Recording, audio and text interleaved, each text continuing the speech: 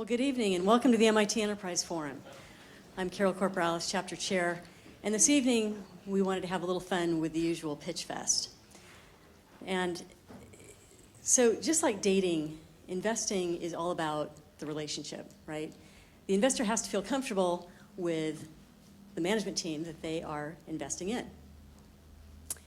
So as such, right, the dating game just makes perfect sense, right? Now traditionally, our pitch fest is always focused on what goes into a good pitch and what is it that the investors want to know? What kind of questions do they ask? What kind of information are they looking for? And this year we're going to do that same thing in a fun way, but also being mindful of the fact that investors have a lot of value to offer, well beyond that of financial capital. Investors can bring sage advice, as well as important connections to other investors, to resources, to talent, and even customers. So just like that first impression on the date, investors can quickly determine if and how they can assist, largely by listening to the pitch. So before we get started, we always want to thank our sponsors and community partners. And tonight, our sponsors are ResMed and Mintz Levin and Premier Hire. And our community partners are Green Rope, the San Diego Business Journal, and Staler Made Communications. So a big thanks to them all.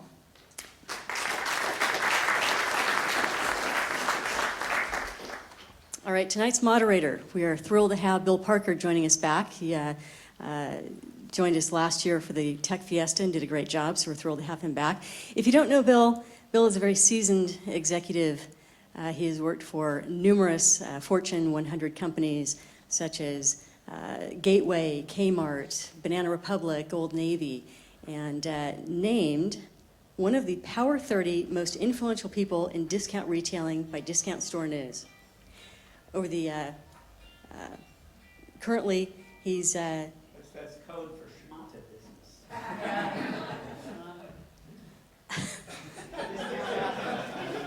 Like he grew up on the Lower East Side, right? Right, Yeah. right. Back to Bill, what we're talking about. Bill is the founder of Terra Jade Capital Partners, a business consulting firm, and you will also find Bill as the COO of Kid Ventures. It's an early stage startup company on children's edutainment. And I could go on and on about Bill and his accomplishments and endeavors, but that would take all night. So please give Bill a warm round of applause and welcome our game show host, Bill Parker. Thank you, Carol. All right, come on. One of the things, what does schmatas mean? Does anybody know what schmatas? You know, Keep the mic at your mouth. Bill, Keep the mic at your mouth. Bill! Yo! Keep the mic at your mouth. Mic at my mouth. More better? More better. More louder. Very good. So schmatas means or clothes, something you wear. Very good. Thank you very much. Your father made schmatas. Okay, as you can tell, I'm shy and bashful. You know, I really need to go to Andrew Carnegie to get a little assertiveness training. And being in the Marine Corps kind of helped bring that out, as you all know. So any Marines in the house? Hoorah! So the reason why we're here, does everybody understand the dating game? I'm seeing some heads going, It used to be boy meets girl, girl meets boy, girl meets girl, boy meets boy, and that was called the dating game, correct? Except we've done a twist, and the twist is... Now it's boy meets girl who wants to be a boy. You know what, Neil, Mona Lisa never had a dinner. All right, moving right along. You can tell that we're going to do like a Tomaszewski here, which is like a back and forth kind of a situation. So what we're going to do is that we're going to have 3 companies present first. Those companies will give you a 2-minute pitch of who they are and what they do and why they're here. And then Neil and Audrey, who are our investors, will then give them the 3rd degree or questions in that particular point. The other thing that guys will do is, as they talk about their business, it gives you an opportunity to figure out who Audrey and Neil are going to vote for. So without further ado, let's talk about our companies. So company number 1 is Seraphim. We have Hush, and then Measurable. So those are the 3 companies that we're going to start out with. And Audrey Jacobs and Neil Centuria are investors, and you can read more about them in the program. So let's take it away.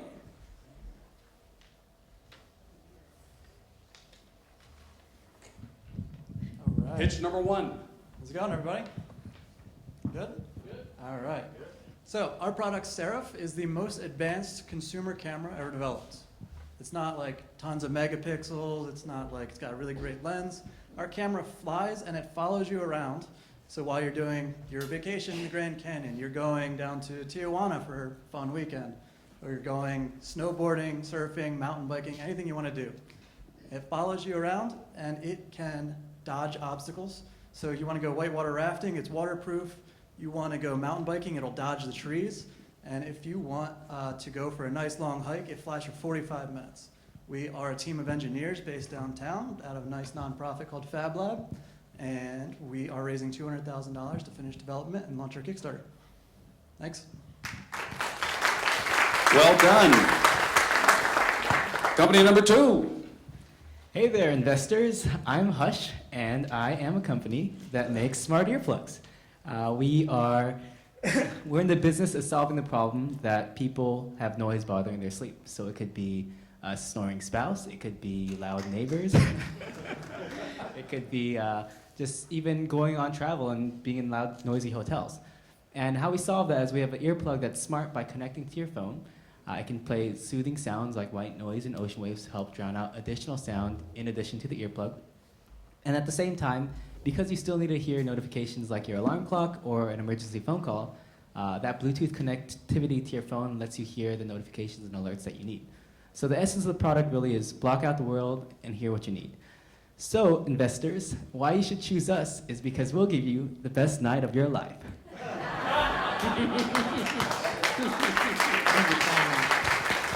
Company number three. I'll fold the towel now because I can't promise that. All right, hey everybody. My name is Matt Ellis. I'm the founder and CEO of Measurable. We're an enterprise software company. About 2 years old, 10 employees, 2 rounds of funding, and about $2 million raised. Those were the specifics you asked us to say, Carol, so hit the high notes. What do we do? Okay, look, here's the deal. For about 300 years or so, you could argue much longer than that, the global economy has been obsessed with financial performance, right? How much do you make? What's the cost of goods sold? Well, maybe for about a decade, we start to care about things that are maybe arguably a bit more important than that.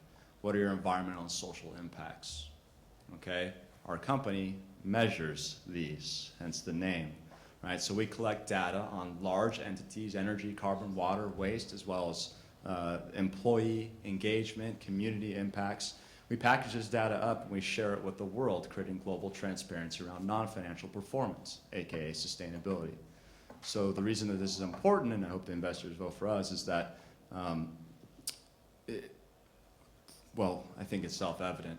If we do not do something about these issues, right, things could go a bad way for us all. And I'm not talking about climate change. I'm just talking about resource scarcity, enhanced risk in our daily lives. So I think it's important technology as well as one that can be very lucrative. Great, thank you. Give them a great round of applause. So now Neil and Audrey, if you'd like to begin asking your questions of our companies. Neil, how do we want to start? You begin. Okay. Excellent job, all three of you. So we'll start in order with, do we call him candidate number one or? Huh? Company number one. I don't say the name. Okay. Company number one. Tyler. So, hi, Tyler. I'm concerned. Is what you're trying? I'm concerned. Is what you're trying to do even legal? Let's talk about the FAA regulations right now. That's a good point. FAA has made a complete ban on any commercial use of drones. So it sounds like you don't have a company. We're not using drones commercially. We are selling the drones to private citizens who can then use it for whatever they want. As long as it's under 400 feet and away from airports, where we put in the software. But, Under 400 feet, how do you control the height that your drone goes? We have high accuracy altimeter on there, which measures the exact elevation. Okay, let's talk about the technology a little bit. Okay, sorry, Neil. You ask it before I get to the hard stuff. We sort of talked about this outside. Mm-hmm. How much does a drone cost to buy? $1,500, And what does it cost to make? about $200. And so you sell it once. Sell it once to And- lots and lots and lots of people. And that's the concern I have, is that there's no recurring revenue. iPhones don't have recurring revenue. That's interesting. Well, if you were Steve Jobs, I might argue that you're correct.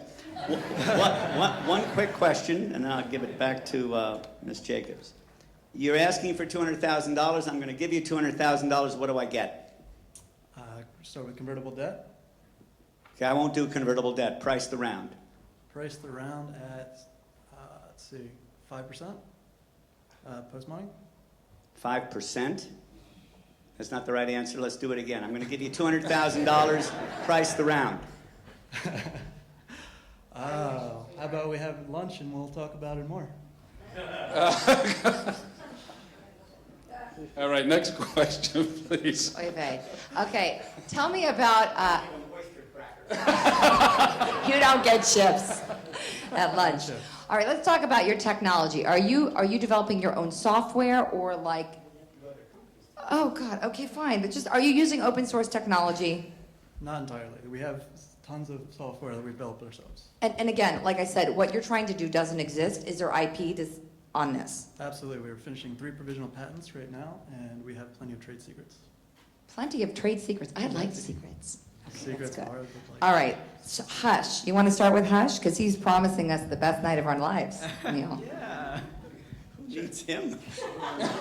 Got me. Okay, yeah, that's right. So go ahead. No, you start. Okay, so Hush, I don't think I heard you say how much you're looking to raise at what valuation, and I also am curious. You've got some incredible press out there. Well done. Tell me a little bit about the other smart money in the company. How much have you raised to date? Who else is playing? How much are you raising now? And at what valuation? Okay, so we have raised so far $200,000 from private angels. 2 are in San Diego. I can't disclose the name of one, but he's founder of a large enterprise software company here in San Diego. The other is Lisa Markham. She's like more in the television space. And then the last investor is a consumer. He's a private equity guy. He's from New Jersey / New York, and that's our current investor network. Those are our current investors. We raised $600,000 on Kickstarter after. And now we are looking to raise $1 million at a valuation of $6 million pre-money. So let's get real here for a minute, pal. All right. You've raised $600,000 on Kickstarter. When do you have to deliver the product? So now we're delivering in October.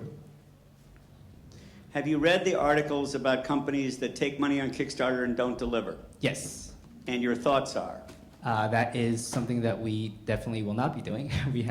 We're in a very good cash flow state.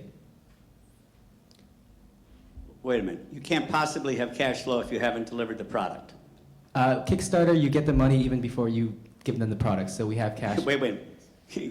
Yeah. Kickstarter's not revenue, sweetheart. that's an investment to give you. They paid. It's actually a pre-order. Yeah, it's not an It's investment. not an investment. It's. They're customers, pretty much. I understand that. So it counts as revenue, or it depends on how you count it, but yes. Pre-sales. Exactly. I don't know if they can produce it or deliver it. Pre-sales. Exactly. All right, I got one more question for the Lee brothers.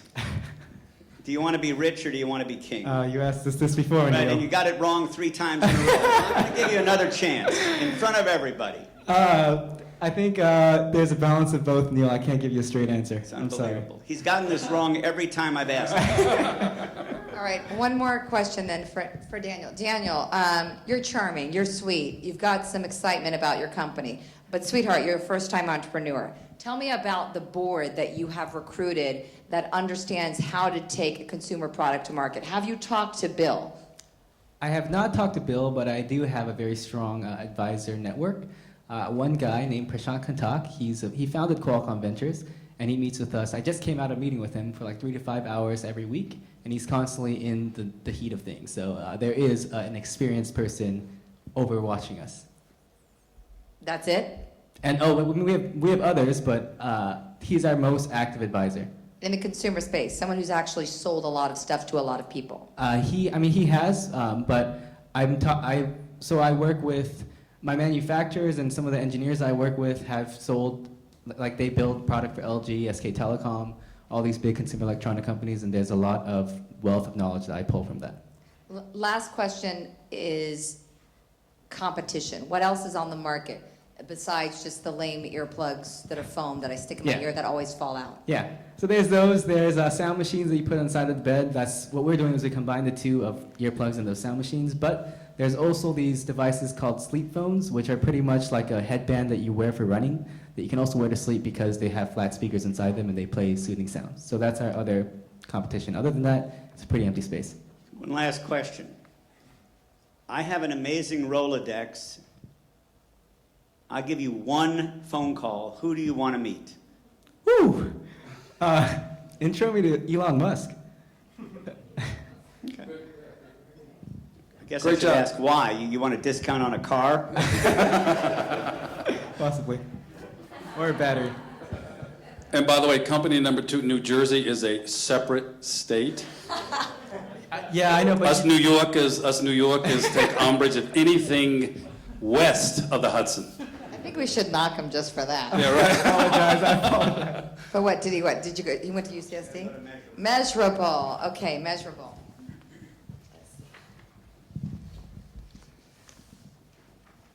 So Measurable, you were very good at saying what you had already raised, $2 million. Did you mention who you raised that from and what you're looking to raise today at what valuation? Sure, I'll just go in order. So the capital has come from initially friends and family to start the business, of course, as well as my old boss. Nice friends, $2 million. No.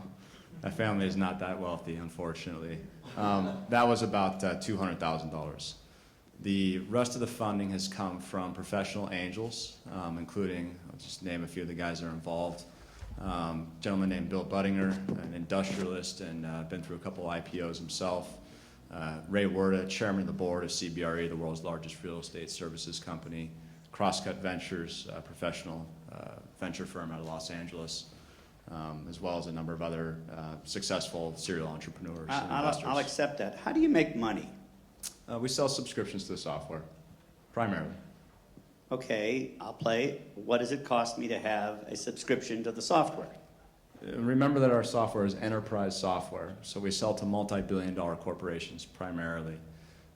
The beginning subscription is $750 per month. We sell annual subscriptions. We collect the entire annual value up front. Our subscriptions range up to $60,000 a year. We have multiple recurring revenue streams behind the initial subscription. Also highly sticky, also sold on annual contracts. I can go into detail if you like. I think you're the most unsexy candidate, but actually you might be the best company. So make me love you, okay? Let's talk about traction. Let's talk about the regulatory environment, because I want you to drive home the fact how all of these reports that you are providing the customers are required, and how the enterprise companies talk about the problem, how screwed up they are in trying to provide these reports. But really, talk about the regulatory environments that require the reports that you're creating and the traction you have. How many enterprise customers do you actually have? What is your revenue run rate right now? Okay. We'll start at the beginning on that one. So it's good to not be sexy. I want to sexy. be a vanilla business that makes a ton of cash and doesn't have a bunch of noise around it. That's why I love enterprise software. It's not a consumer space that gets a bunch of PR and blows up like Secret. So that's the answer to being sexy is right. These are about fundamentals, blocking and tackling. Now, with respect to the regulatory environment, it's a very interesting one because we're sitting in the midst of a giant one right now in California, right? So if you haven't heard of AB 1103, this is California's climate change legislation. Underneath that are a number of enabling mechanisms that are required of companies to participate in, right? We know most famously cap and trade. My company does not directly participate in that. What we do is we will help companies who are required to disclose energy performance of their buildings, okay, which there's a lot of in California, by automating data from utility company into the federal database called Energy Star. A little bit of money every month, month over month, because they absolutely have to. All right, that is one major piece of legislation. That legislation is echoed and replicated across many, many cities, Washington, D.C., Seattle, New York, Chicago, Austin, Texas, among them, right? Where this is already the law of the land and it's spreading across every state. This is old news if you're overseas. Australia, Europe have long been participating in legislating this marketplace. So we have a global product. You're taking too long, sweetheart. Okay, I understand this is Well, you a asked a long global. question. No, I asked a big question.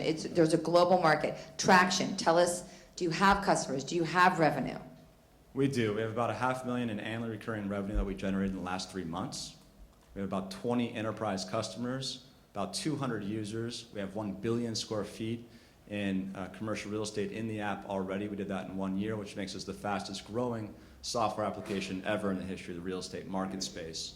You have 1 million square feet in the app. 1 billion 1 billion. And what does 1 that billion. mean? What does that mean in the app? that use our software. There's 1 billion square feet of companies that use your. Did I get it right? No, it's kind of right. So imagine like our primary customer today is real estate owners and asset managers. It's the single largest financial class in the world is real estate. Okay? And are they obligated to make a report? Many circumstances, yes. Okay. So this is for number 2, the Lees. Since you're in the business of waking people up without hearing things, what is the angle of 2 clock hands when the time is 11:50? Oh gosh. What is the angle of 2 clock hands Yes. when the time is 11:50? I'm gonna have to do some. Let's see. It's not a digital clock either. It is. It's like the big hands on the. 5/60, 30 degrees. Yes. No, No. but 29 degrees. What? 29? No, it's Little less. 50. It's 55, and you can all look it up. But I would, as Ms. Jacobs says, the clocks are on the wall. So for number 1, I had one more tough question for. Right, Tyler McGahee. Yes, sir. I don't. Who said "out, damn spot"? Couldn't tell you. Okay. Sorry. Out, damn spot, out I say. 1, 2, hell is mercy. Fie, my lord, fie. A soldier and afraid. Lady Macbeth, sweetheart. You got to know everything. Thank you all so very much. Let's give our companies a round of applause, please. Great job. Thank you all so very much. So now Audrey and Neil get to think about whom they are going to select as our winner. That's WINNAH, winner. You could huddle right here, you could huddle over there, you could huddle wherever you want to huddle. But huddle, would you? Like, now I got to tell stories, I got to tell jokes, what are you thinking, schmoozing, talking. What's a guy to do? All right, so there's this guy walking down the street. So we're ready. Okay, good. Like I said, I like the geeky science, non-sexy guys. So I had to convince Neil, who's a stud, to go with Measurable. But we're in 100% agreement, though. Terrific, congratulations. Come on down.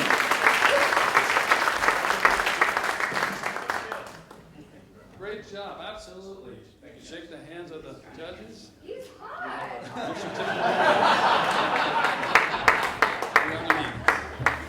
All right, guys, why don't the other company 1 and company number 2 come on down and meet your prospective investors.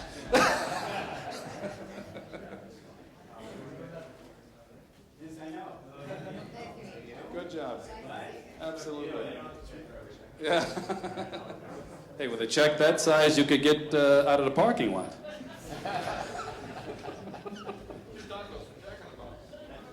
I don't think so. That check's not that big. Maybe with a Coke. All right, so now we're going to have, where was my music? Wasn't my music supposed to come up in between? What am I, Frank Sinatra? Okay, where's the music? you don't want to hear me sing, I did it my way. And now the end is near, and so I see the final curtain. No, I'm done. All right, let's talk about our, New York, that's a whole nother story. Let's talk about our next three companies. So with our next three companies, come on down, please. So we have Astral Print, Meeting Match, and ITEL. And your chair just broke. Be careful. Your insurance only covers tonight. All right, great. So, gentlemen, tell us about your company. Start with you. That's great. That's a good idea. Defective. We need to return the vendor. I got to balance it. Unbelievable. The chairs are falling apart here. All right, so tell us about your business. So, my company is Astroprint. Astroprint is developing the first open operating system for 3D printing. 3D printers currently are being used for small run manufacturing, prototyping, and then to be in the next major entertainment device on your home. The CEO of Disney was quoted saying that he expects a 3D printer in every child's bedroom in under 10 years. This will not happen though unless the software that operates this printer is extremely easy to use, and there is a variety of content that's 3D printable for consumers to pick from. This is exactly what the Astroprint platform does. We enable third-party developers to introduce 3D printing into mobile apps and educational apps, as well as deliver designs that designers have made for 3D printers right into the 3D printer itself. To get established and grow, we actually have a direct-to-consumer product that we use Kickstarter to launch that would retrofit existing 3D printers to connect them to our cloud system, and so that they could use our software. Our next phase of distribution is using OEMs, 3D printer manufacturers, to embed our software directly into their printers. And the first partner doing that launched a printer in March. We expect the total addressable market for 3D printing content and OEM licenses to reach $17 billion in the next 10 years, from the very small market that is today, which is 17 million today. So it's ramping up very quickly, mostly driven by 3D printer sales doubling year over year. We're currently the lead cloud-based operating system provider for the 3D printing space. Remember, it's a small market, but we are definitely the big fish in the small pond. We have 4,500 users using our system, and every day 150 hours of print time is logged in our system as well. We have received seed investment by top Silicon Valley investors, including 500 startups, and we are currently part of the Evo Nexus program here locally. So. Good job, thank you. Company number two. Hi, I'm David Foose. I'm the founder and CEO of Meeting Match. I enjoy long walks on the beach and romantic weekends. I run. And when I'm not running on the beach, I work on my company. Meeting Match is a software company that specializes in business networking technology. Specifically, we build software that helps business professionals connect every day as part of networking activities that is part of all of our professional lives. Meeting Match, we believe that a handshake is worth more than a tweet, that the social space has given us noise and not clarity, and that it's much better to have a cup of coffee with someone than send them 10 emails. And as a result, we built software that helps people generate more efficient and more successful face-to-face connections. Our clients today include chambers of commerce, business associations, and networking groups that have members with specific issues around how to onboard new people, bring them levels of satisfaction within the groups they've met, and then also slam the back door and keep them within an organization, bringing continual value over a long period of time. It is structured as a SaaS business, and as a result, we license our software on an annualized basis to our clients in blocks of licensed seats. The most recent, probably most significant piece of traction we have today is with the world's largest meetings and associations planning group called MPI. MPI is currently rolling out our technology across all 76 chapters and 32 countries. within their membership today.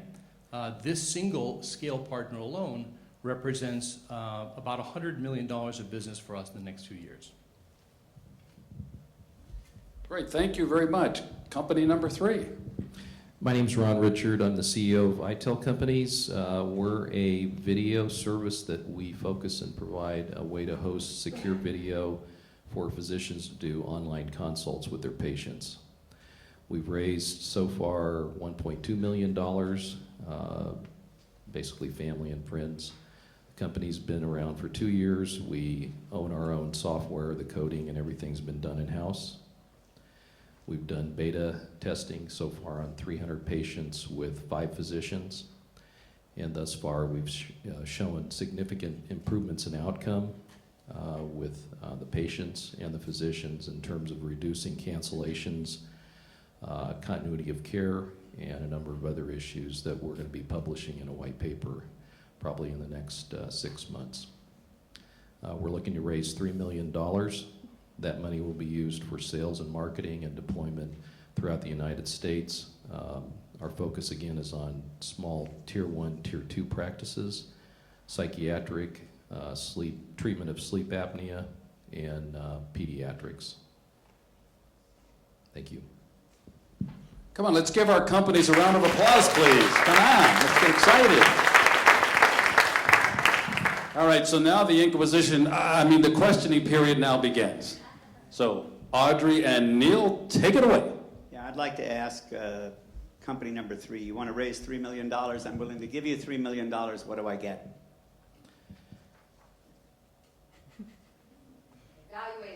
Valuation right now is at $8 million pre-money. Okay, so my question is, because we've been very polite, but there's really no reason to continue that. Why, if I give you a question, you wanted $3 million, why would you hesitate in telling me what I would get for $3 million? The pre-money valuation is tied to our current revenue stream, which has only been generating over the past 6 months about $40,000. That's the current kind of run rate. No, that's So I feel like Kevin O'Leary. Let me try this. Everybody know Shark Tank? Yeah, you all know who Kevin is. He's Mr. Yeah, Wonderful. Mr. Wonderful. Mr. Wonderful. So you want an $8 million pre-money valuation with $40,000 of revenue? That's correct. That's correct. Okay, good. He's done. Okay, Ron. Like I said, I usually when I meet an entrepreneur, I ask them 2 things. I ask them to, 1, make me love you, and 2, I ask them how they're a honey badger, a badass honey badger. And if you don't know the video, I think it's like, 60 million views? You should watch that. You're not making me love you because you don't even seem interested in your company when you talk about it. I'm talking about ITEL. I think it's very exciting. I think millennials are not going to want to go to the doctor. But I have a ton of questions. I don't think we can get through all of them, but do current physicians actually want this? Do patients want this? Do you really have, okay, obviously you said you've only had a total of 40,000 in revenue, so it doesn't sound you have much traction. But I used to be married to a psychiatrist. Do you really want to chase them? I am too. I see him every 2 weeks. You go to my ex-husband. Very nice. Nice. You should do a video consult with your psychiatrist. You'll love them more. How are you going to chase these down? I don't understand how you're going to do a massive go-to-market strategy. I don't see the demand for what you're providing. All right, I'll let you answer. Okay, take the mic. Those are great questions, and I kind of compare this to black and white TV to where we're at today in the kind of the industry of television, Netflix, and all the things that we used to kind of do and look back on and say those were great, but now moving forward, what patients want and what doctors want are convenience, access, continuity of care, taking care of more patients with less resources, because we're all faced with cuts in reimbursement, particularly in healthcare right now. So these adjunct tools that we're developing are very attractive to physician practices, particularly if they're small practices that are wanting to survive and thrive in the future. If you look at the latest news that was released last week by United Healthcare, they are going to be reimbursing for telehealth, and they're going to be pushing it. And so is Kaiser Permanente and a number of other large insurance groups. They want their patients to have access to their doctors. That's all. So, company number 1. I have an amazing Rolodex, and I can call anyone. What's the one call you want that you need for your company? Bree Pettis. What? Bree Pettis, CEO of MakerBot.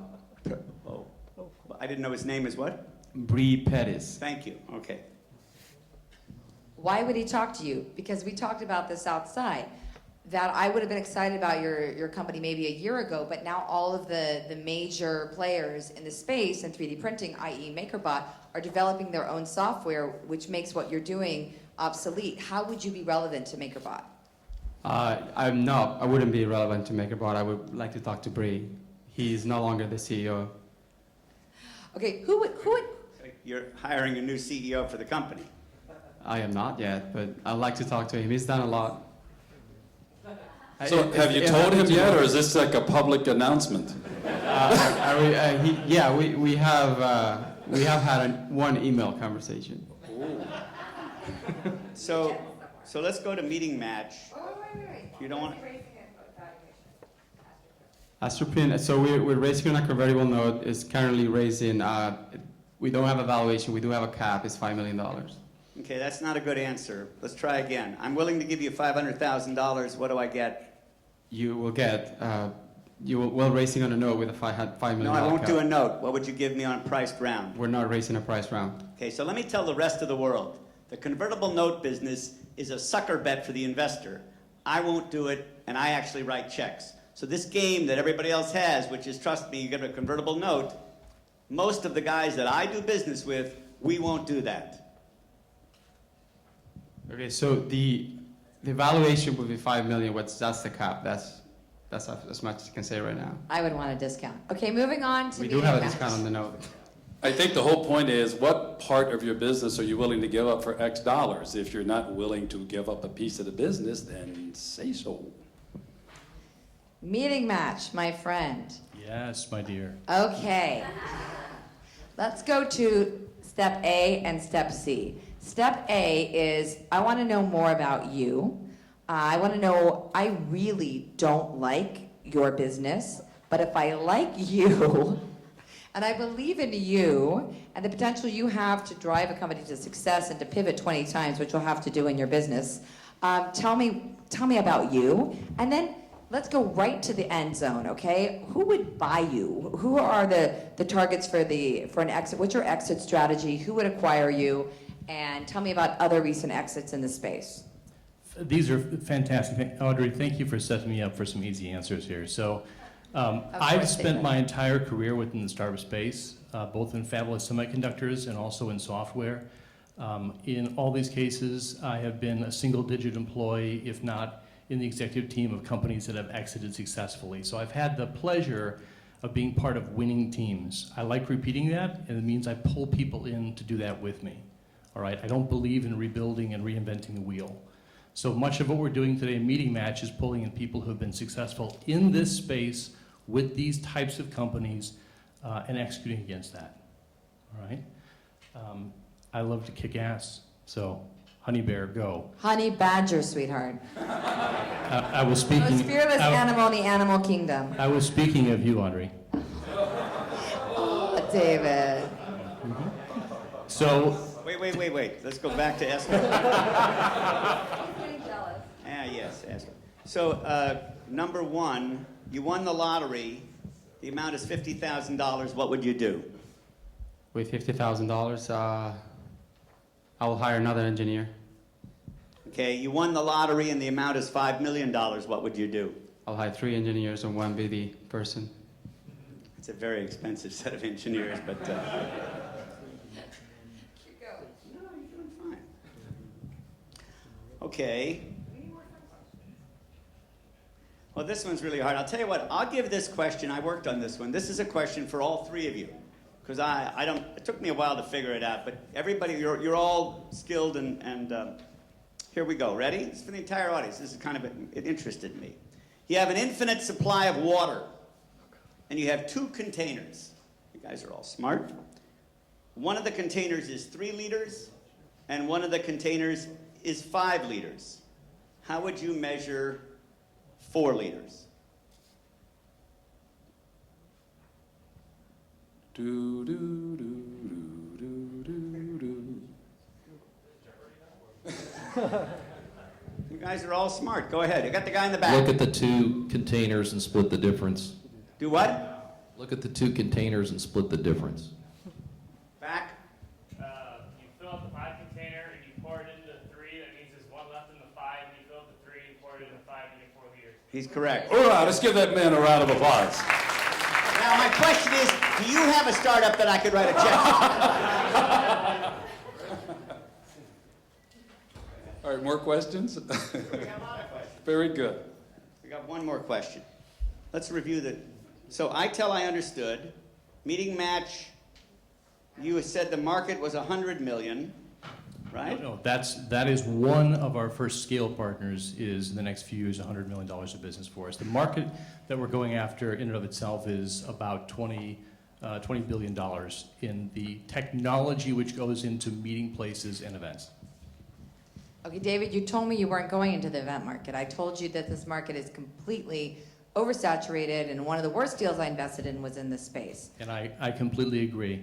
The event technology space absolutely sucks, and I would never put a single penny of my own money into it. Okay? All right, neither would I anymore. So wait, here's what I told you. I want to know if you can hire the engineers that Daniel wanted to hire to do this. When I walk into this event, I want to look at my phone, and I want it to pop up on my phone everybody's LinkedIn profile who's on the courtyard, and who should I be talking to, as opposed to going straight to the bar. Can you do that? That's what we do today. Please download our app on the Apple App Store or on the Google Play Store. So you're tapping into people from geotagging. What's the software? What's the algorithm? So we've decided to leave creepy technology to the selection of the users. So some people don't prefer to be geotagged, but we do want to know when people are at certain places and locations. More specifically, in the short term, we want to know where people are at within organizations because they've made a conscious choice to be part of a group. We want to maximize the value of that association. I'm really creepy. I want people who did not opt in. Then you'll love what we'll launch in July. It'll be great for you. You like iBeacons? You're going to love this. I know about beacons. We're back to Beacon Company. Meeting Match, the people, you didn't say what you're raising, or you did, or maybe I left it. Could you do that again? I did not, yeah. So we've raised $500,000 of your favorite convertible debt last year. We're raising an equity round right now of $2 million on a $4.5 million pre. Thank you. They have revenue. You have revenue. We do. We're about $200,000 in revenue in 4 months of sales with one salesperson. We are running about $35,000 to $40,000 a month right now in revenues, and we should close about $1.2 million in revenue for the year. I don't think we've given Astroprint enough attention, Neil. I really don't. I think what's hard for us as investors to invest in 3D printing is because it's so early. It's really for the early adopters. And so I really want to get a sense from you, Daniel, is, again, what are you offering that's proprietary software that the existing manufacturers aren't going to incorporate? And you told Neil and I outside that you're charging them just $20 a printer to incorporate your software on a printer that costs, how much do they cost? About, I don't know, I spent about $3,000 on mine for my son. Yeah. So, again, I don't see, because it is currently still slow growing. I don't see how your business model is going to have to keep pivoting. So what we are is a platform for the industry, and this is the time for establishing a platform. The industry is already fragmented, so it is going to be very expensive for a company such as ours to try to establish itself 5 years from now. So we realize the market is really early, but it is because it's early that we can exist. And the $20 a printer sold, it is actually a good deal for us. We would actually be willing to give that license for free in order to get the penetration that we need. The money comes when we are the de facto platform And every single piece of 3D printable content and application is distributed by our platform. That's where we make the big bucks. The licensing is just a temporary revenue stream. Okay, I like your big picture vision of being the end-all be-all platform for the 3D printing industry. So, not a unicorn, but maybe a honey badger? What do you think? Don't know. Okay. What about all these exciting questions you wrote down? Anything else you have from them, Neil? I got one more good one. You can have one business lunch with two people. Who would they be? And I'll ask that of number 2.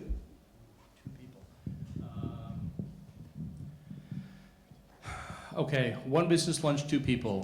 That's definitely gonna be Jeff Bezos is number 1. And specifically what I want to talk to Jeff about is I really want to understand, did he actually get into the business to understand how people consume? Or was he trying to sell stuff? Because that's his claim. That's a big part of what we do at Meeting Match was predictive analytics, and I'd like to understand that. The second person would probably be the chairperson from Compassion International. Jeff Morantz. We're a huge supporter of Compassion International. We believe in giving back. Believe that the generation of wealth and business is the only sustainable way to address issues of poverty and ignorance. Okay, so back to Astro Print. One more. Tell me about a time that you had to fire someone or sever a relationship. You're probably too young, but it's often called divorce. I'm not as young as I look. Great. Yeah, there's been times. Yeah, but so tell me. Is this public? No, there's no one here. There is a camera. There is a camera. I'll leave names out. All right. So yeah, there's been instances. I used to work for big corporations. I worked for Nokia and Qualcomm and a bunch of other companies. And as a team leader, sometimes people don't pull their weight, and you know they're doing their best, but they're pulling everybody else down in the team. So it's always hard to have to let go of somebody who's trying really hard, and you can see they're trying really hard, but it's kind of not enough for the team quality, the team. So let's allow me to digress for a minute, because I do this for a living. It would be nice if all of you, all 6 companies, actually answered the question. So tell me about a time you had to fire someone or sever a relationship. I often, can you do that? Did I do it or? No, you didn't. You want to try one more time? Do you want more specifics? I'm not sure I understand the question. I'm willing to let it go. Let me go to number 1. No, you were number 1, right? Yes. Okay, so number 3. 3, that's ITEL. This is, what? Ron's been around the block. He's fired lots. Right, so this one's easy. Ready? This is a famous one. You should be able to do it in 40 seconds, 30 seconds. A bat and a ball cost $1.10 in total. The bat costs $1 more than the ball. How much does the ball cost? $1.05. Wrong. How much does the ball cost? Oh, I'm sorry, 5 cents. Okay, bravo. I'm a little jet lagged, so. Yeah, That's a great he flew in question. from Scottsdale and he's jet lagged.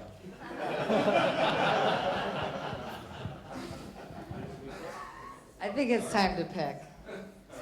So before we pick, let's give our 3 companies a round of applause, please. That's punishing. And before Audrey and Neil vote, would you tell us why you picked Hush? What was the reason that you picked the first company? We didn't. We like to stay up all night long. We didn't pick Hush. Who did you pick? We picked Measurable because Thank you so much. I was just checking to see if you were on your toes. we don't like sexy. Very we like good. businesses that make money. So tell us why you picked that company. I like Measurable because, again, and we felt like it was a little bit unfair in some respects, but we felt that it had the most traction in terms of significant market share and real customers and real revenue, and had already money at the table in terms of co-investors. And then again, the regulatory environment is going to drive their market. And so they have a built-in market that if they can own the market share, that they can do very, very well. What about you, Neil? I thought that it took him a long time to give me the answer I wanted. But at the very end, he said, my customers are real estate companies, meaning management companies. That finally that makes sense. So I understand that if you own 15,000 apartments, you need some way to. And businesses that are dependent upon regulations, change of regulations, they can be great because it's mandated. The risk, of course, is regulations change. But I've been involved in a company where our benefit was you had to have it. You didn't get a choice. This is the famous, nice to have, one's aspirin, one's penicillin. I'm believing in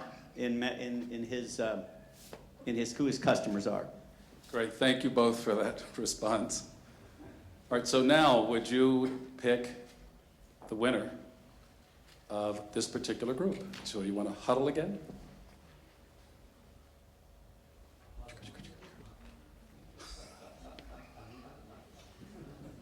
Now I got the audience. I'm going to give this to you.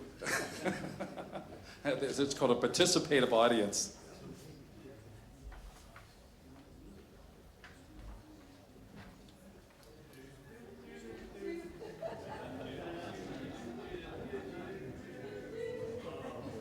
Is that good? That's great. Yeah, right. Or I could do, I could do the Chuck Barris. Does everybody know who Chuck Barris is? Remember, okay, da da da da da da da da. Okay, never mind. Move me along. Is that who it was? Well, all I know is that I would go nuts when Chuck Barris came on. I would just go absolutely crazy because he was supposed to be in the CIA, but then the CIA said he wasn't in the CIA, but then he said he was in the CIA, and then.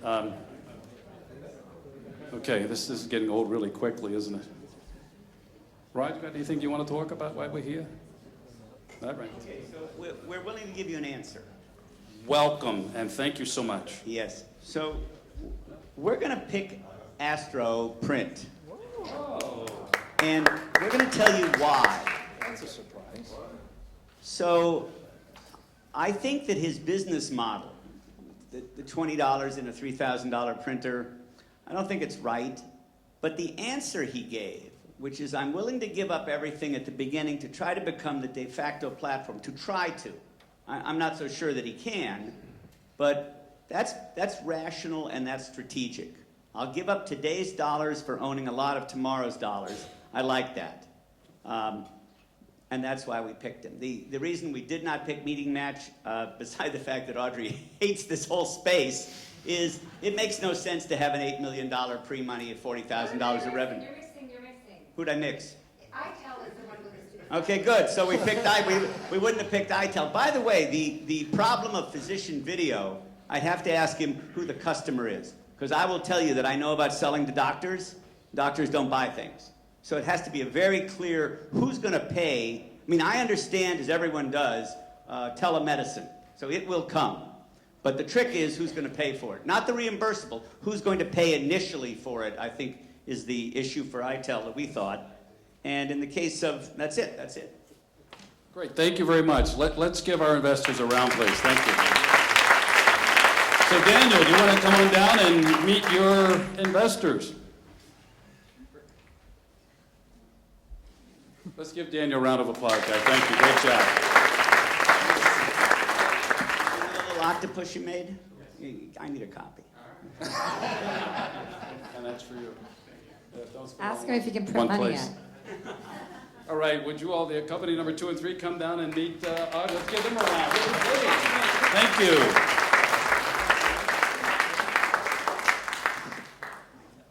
All right, now this is really important. I want to give Neil, who is a bon vivant, raconteur, and a gastronome extraordinaire, another round of applause, if you would, please.